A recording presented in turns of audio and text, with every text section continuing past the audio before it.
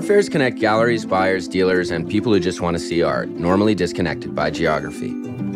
Often as artists, you are asked, isn't it horrible to show at art fairs? Yeah. Yes, sometimes it is, but... Earlier this year, the Scandinavian artist Elmgreen and Dragset converted the UCCA Museum into a fictional art fair in order to present over 80 of their works. We built up this typical fishbone structure that you find in art fairs, you know, where you go through and find one booth after the other. Using the fair's presentation format allowed the artist to start a discussion about contemporary art fairs as a whole. I mean, I would never pretend art fairs were the ideal place to look at art. So there's an element of speed, confusion, of tiredness or peer pressure. The art fairs are punishing, but everyone's buying into it. The thing that you can do at art fairs clearly is to see a lot of things under one roof. Everyone wants to feel special and unique. When you enter an art fair as an artist, you realize you're just one of very, very, very many.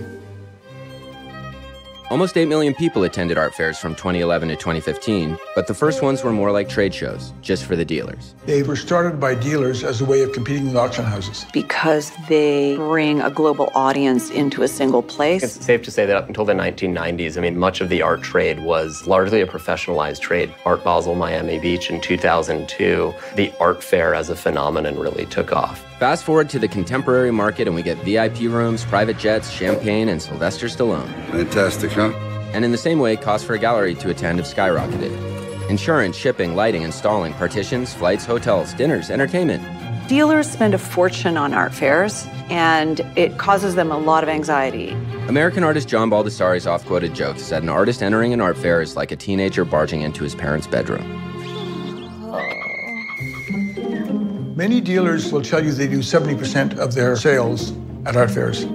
Of course, we go to art fairs, we make money, I can survive for production for another 4 or 5 months. For an artist, seeing one's dealer in such a commercial setting forces he or she to acknowledge that art is a business.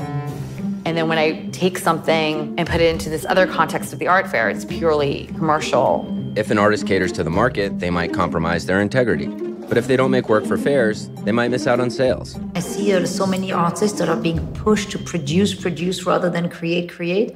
On the other hand, an art fair can also be a place where a gallery establishes itself. A fair can be successful for a gallery if new contacts are made, if exhibitions come out of it.